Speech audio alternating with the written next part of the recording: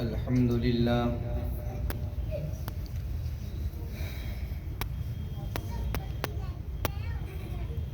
الحمد لله نحمده ونستعينه ونستغفره ونؤمن به ونتوكل عليه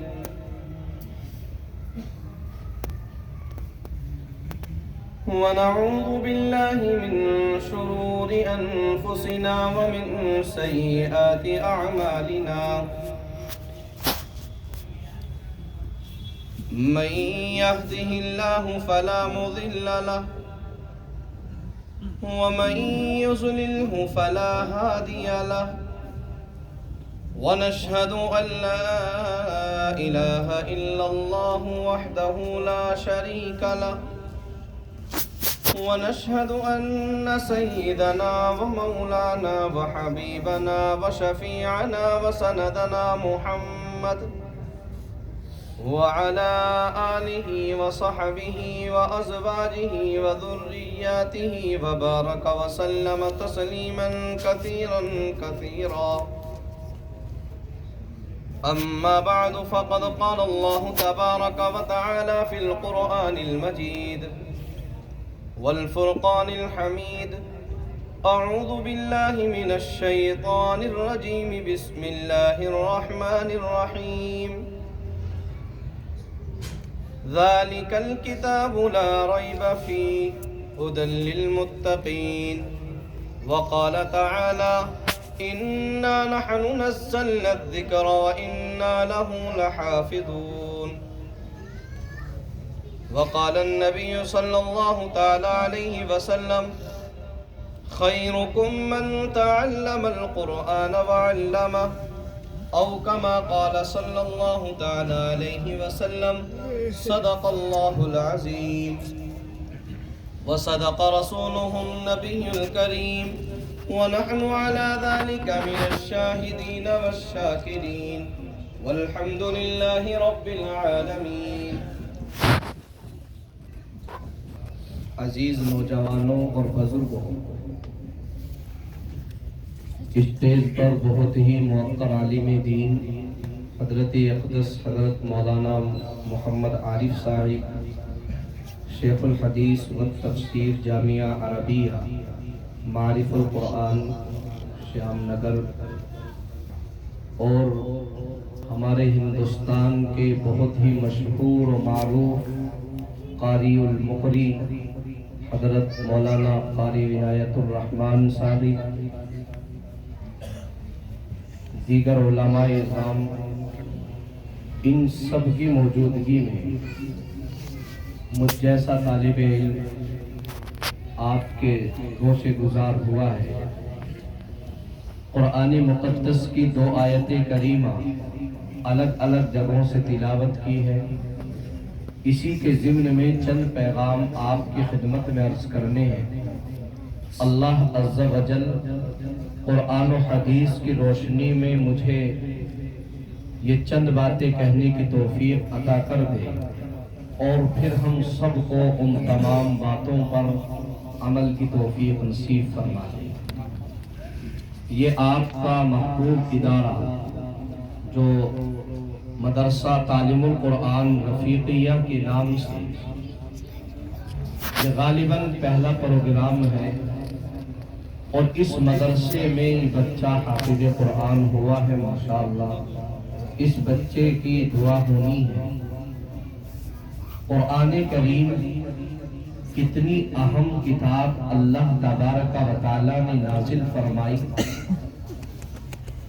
سیدنا آدم علیہ السلام سے لے کر جناب رسول اللہ صلی اللہ علیہ وسلم تک تقریباً 1.25 لاکھ انبیاء علیہم الصلاۃ والتسلیم اس روئے زمین کے اوپر آئے.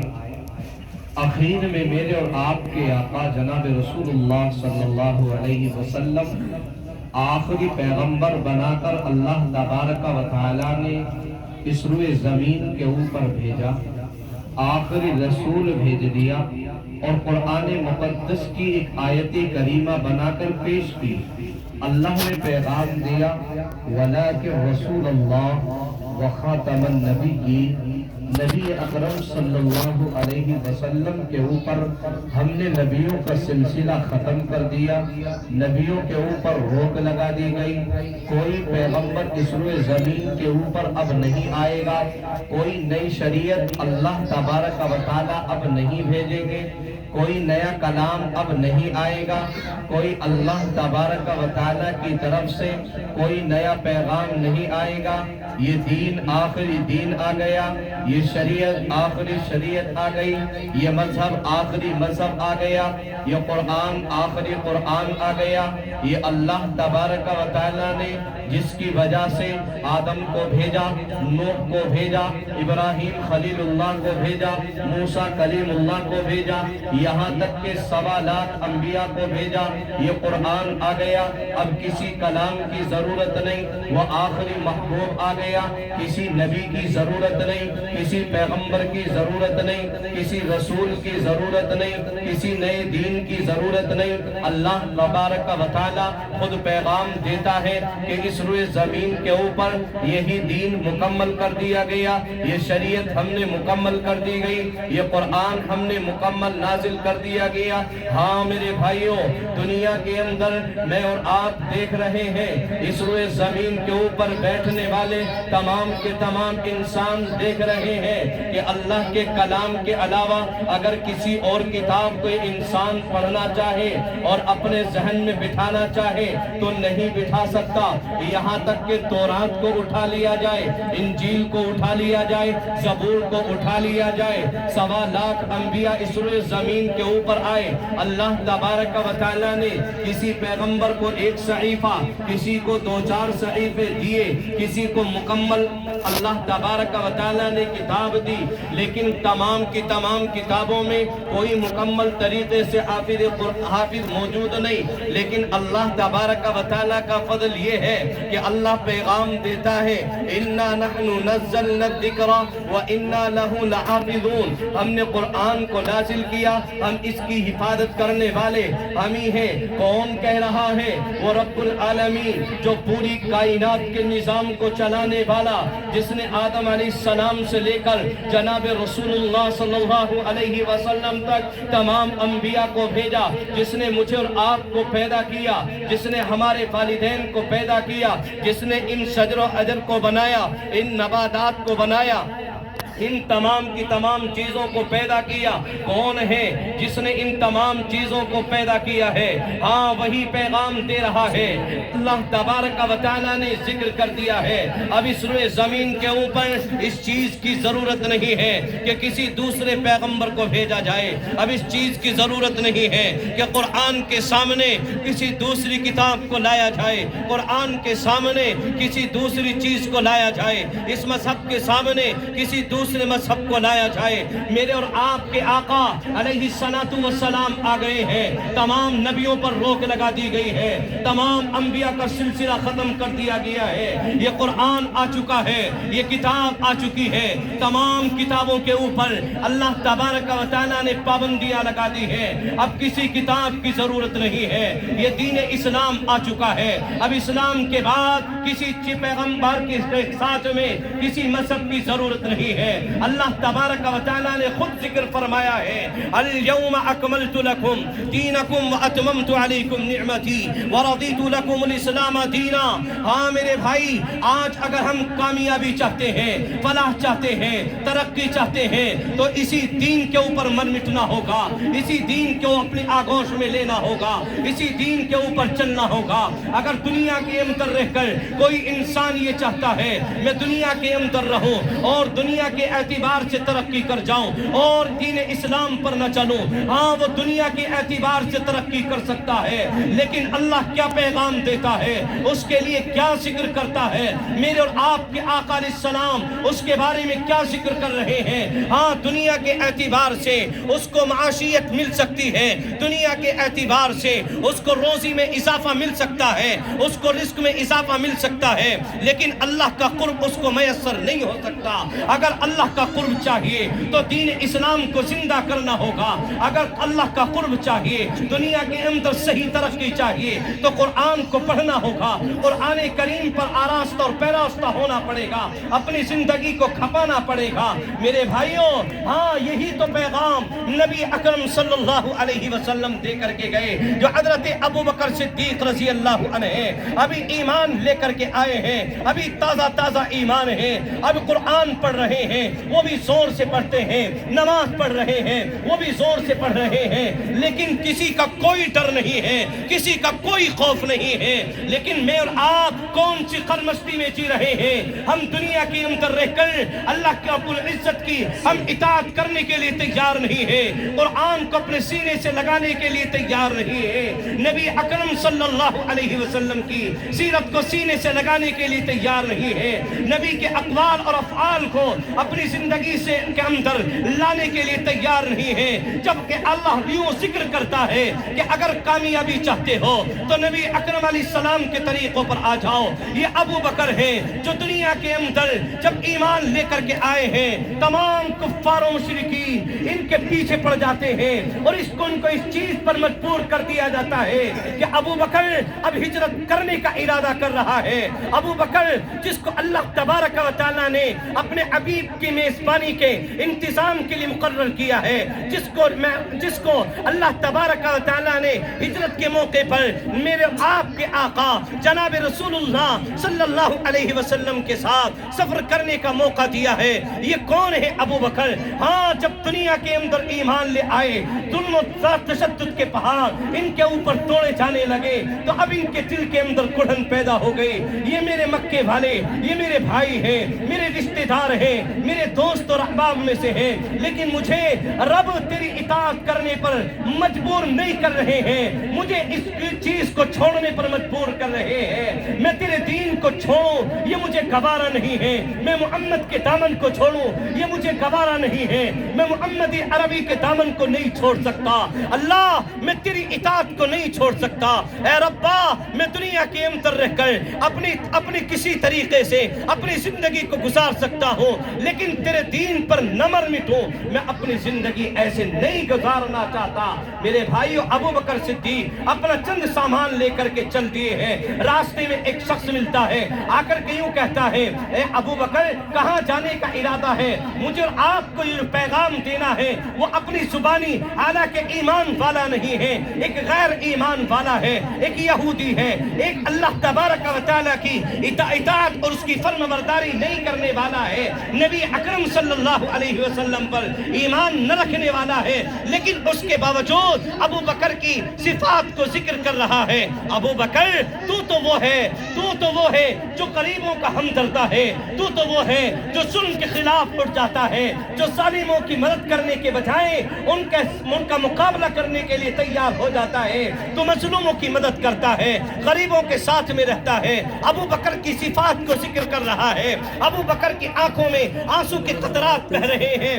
ہاں, میں دنیا کے اندر رہ کر اللہ کی اطاعت کرنا چاہتا ہوں. ہاں, میں ابو بکر اللہ کے دین پر مر مٹنا چاہتا ہوں, میں قرآن پر مر مٹنا چاہتا ہوں, لیکن میری قوم کے لوگ مجھے رب کی اطاعت نہیں کرنے دیتے, مجھے رب کے نبی پر صحیح طریقے سے ان پر ایمان نہیں لانے دیتے, رب کے نبی پر اور نبی آخر الزمان پر صحیح طریقے سے اس کی اطاعت نہیں کرنے دیتے, اس پر اپنی جان و تن و من کو صحیح طریقے سے اپنے آپ کو نہیں لٹانے دیتے. ہاں میرے بھائیوں, جب یہ بات ہو جاتی ہے تو یہ ابو بکر کو واپس لے کر کے آتا ہے اور ابو بکر سے یوں کہتا ہے, ابو بکر, کون ہے جو مکے کی سرزمین پر جو تجھے نکالنے پر مجبور کر دے؟ چل, میں تیرے ساتھ چل رہا ہوں. آج ابو بکر کو واپس لایا جا رہا ہے. ہاں میرے بھائی, دنیا کے اندر رہ کر ابو بکر سے معاہدہ ہوتا ہے اور معاہدے میں یہ بات طے ہو جاتی ہے, ابو بکر, نماز پڑھو گے تو گھر کے اندر پڑھو گے, قرآن پڑھو گے تو گھر کے اندر پڑھو گے, دنیا کے اندر جتنی بھی رب کی اطاعت کرنے کے کام ہیں وہ تمام کے تمام گھر کی چار دیواری میں کرو گے. ابو بکر ان کو مان جاتے ہیں, لیکن ایک دن گزر جاتا ہے, دوسرا دن گزر جاتا ہے, تیسرا دن گزر جاتا ہے, اسی طریقے سے پورا ہفتہ نہیں گزرتا, ابو بکر کے ذہن میں خیال آ جاتا ہے, دل میں سوچنے پر مجبور مجبور ہو جاتا ہے کہ ابو بکر تو نے اپنی جان کی وجہ سے نبی اکرم صلی اللہ علیہ وسلم کے دین کو چھپا لیا، اللہ کی اطاعت کو چھپا لیا، نبی کے اوپر نازل ہونے والے قرآن کو چھپا لیا۔ کس وجہ سے؟ صرف اپنی جان کی وجہ سے، تاکہ تیری جان نہ چلی جائے۔ ابو بکر آج کھلے میں اعلان کر رہا ہے، کھلے میں نماز پڑھتا ہے، کھلے میں اللہ کا ذکر کرتا ہے، قرآن پڑھ رہا ہے، زور سے قرآن پڑھتا ہے۔ ادھر سے کفار و مشرکین کی جماعت، بڑے بڑے سردار آ رہے ہیں، وہ اس چیز اور اس وہم و گمان میں ہیں کہ کہیں ایسا نہ ہو جائے کہ اگر ابو بکر کو ہم نے یوں چھوڑ دیا اور ابو بکر کو ہم نے قرآن پڑھنے پر یوں ہی چھوڑ دیا گیا، نہ روکا گیا، تو ایسا نہ ہو جائے کہ ہمارے بچے قرآن کریم کو سن کر کے، اس کی علاوت کو سن کر، اس کی مٹھاس کو سن کر، قرآن کے پیغام کو سن کر یہ نبی کے دیوانے نہ ہو جائیں، محمد کے غلام نہ بن جائیں۔ وہ اس چیز کو روکنے کے لیے آج ابو بکر سے اس معاہدے کے بارے میں بات کر رہے ہیں۔ ابو بکر، تجھ سے تو معاہدہ ہوا تھا، تجھ سے تو پیغامات لیے گئے تھے، تجھ سے تو عہد لیا گیا تھا کہ تو اگر قرآن پڑھے گا تو اپنی چار دیواری کے اندر پڑھے گا، لیکن تو چار دیواری سے باہر نکل کر کے قرآن پڑھتا ہے، رب کا ذکر کرتا ہے۔ لیکن ابو بکر کا جواب سننے کے قابل نہیں، بلکہ نوجوان اور بزرگوں ہمیں عمل کرنے کے قابل ہیں۔ ابو بکر یوں ذکر کرتے ہیں کہ دنیا کے اندر رہ کر چاہے دنیا والے کتنے ہی ستائیں، لیکن میں اپنی جان کی وجہ سے نبی کے اوپر یہ نازل ہونے والے قرآن کو نہیں چھپا سکتا، نبی اکرم صلی اللہ علیہ وسلم کی اطاعت میں اپنی جان کی وجہ سے چھپ کر نہیں کر سکتا۔ ہاں، میں علل اعلان کر رہا ہوں، میں علل اعلان کر رہا ہوں، میں دنیا کے سامنے پیغام رکھ رہا ہوں۔ اس لیے میرے بھائیوں، یہ قرآن وہی ہے، یہ کتاب وہی ہے جو اللہ تبارک و تعالیٰ نے اپنے عبید کے اوپر نازل فرمائی، جس کے بارے میں ہمیں کوئی شک کی گنجائش نہیں ہے۔ اللہ پیغام دیتا ہے، یہ کتاب تو وہ ہے جس میں ذرہ برابر بھی شک کرنا کی گنجائش نہیں ہے۔ کوئی انسان اگر کسی کمرے میں بند ہو اور وہ کمرے کے اندر اگر ہلکا پھلکا سوراخ بھی ہو اور باہر سے کسی چیز کے بارے میں کوئی روشنی آنے کا انتظام ہو، باہر سے روشنی آ جائے تو فوراً محسوس ہو جاتا ہے کہ جو کمرے کے اندر جو روشنی آ رہی ہے، اس کا مطلب یہ ہے کہ سورج نکلا ہوا ہے، اس کا مطلب یہ ہے کہ دن نکلا ہوا ہے، اس کا مطلب یہ ہے کہ روشنی ہو چکی ہے۔ میرے بھائی، اب یہ کسی سے نہیں پوچھتا ہے، یہ کسی سے نہیں معلوم کرتا ہے، یہ کسی سے اس کے بارے میں نہیں معلوم کرتا کہ سورج نکلا ہوا ہے یا نہیں ہے۔ کیوں؟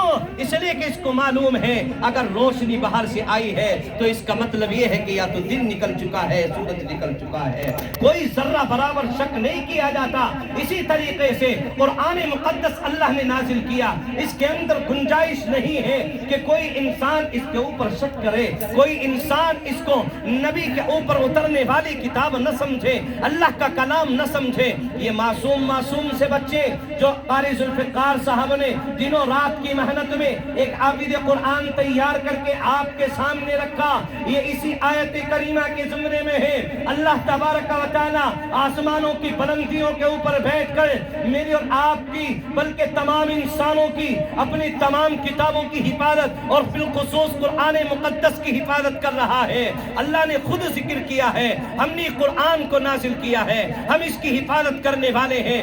آپ نے نہیں دیکھا کہ دنیا کے اندر رہ کر کوئی انسان تو عابد قرآن پہ سے اگر ایک پڑھ رہا ہو، اگر وہ اس کو متشابہہ لگ جائے تو فوراً پیچھے والا ٹوکتا ہے، آپ نے یہاں سے صحیح نہیں پڑھا ہے، آپ یہاں سے دوسری طرف چلے گئے ہیں۔ حالانکہ قرآن پڑھ رہا ہے لیکن اس بارے میں سے نہیں پڑھا ہے۔ آپ جانتے ہیں کہ جو دوسرا عابد قرآن اس کو لقمہ دیتا ہے وہ اسی وجہ سے ہے تاکہ تو قرآن کو صحیح طریقے سے پڑھ۔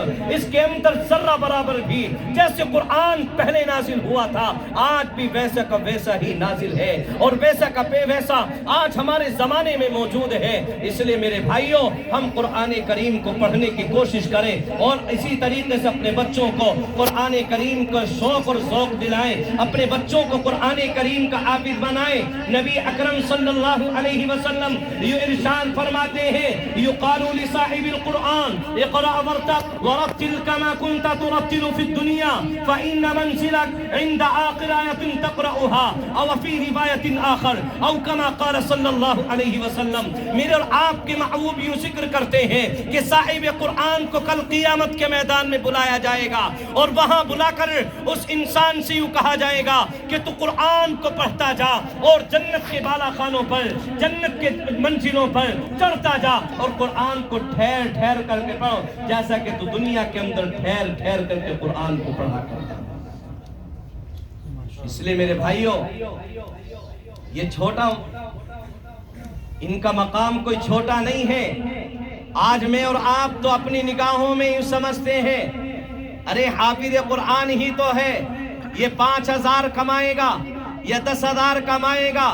کمانے کی بات نہیں ہے میرے بھائی، اللہ تبارک و تعالیٰ نے جتنا مقدر میں لکھ دیا ہے آپ اس سے زیادہ نہیں کما سکتے، یہ اللہ تبارک و تعالیٰ نے لکھ چکے ہیں اور اللہ پیغام دے چکے ہیں کہ ہم نے تیرا رزق اتنا متعین کر دیا ہے، اتنا مل کر رہے گا۔ اگر یہ حافظ قرآن بن جائے تو اللہ تبارک و تعالیٰ کل قیامت کے میدان میں اس کے والدین کو بلائے گا، اور محدثین یوں ذکر فرماتے ہیں کہ سورج سے بھی زیادہ روشن تاج اس کے والدین کے سر کے اوپر رکھا جائے گا۔ اور یوں ذکر فرماتے ہیں لوگوں، اگر تمہارے گھر میں اور تمہارے گھر کے ایک کمرے میں اگر سورج کو اٹھا کر کے رکھ دیا جائے تو بتاؤ تمہاری آنکھیں کھل پائیں گی یا نہیں کھل پائیں گی؟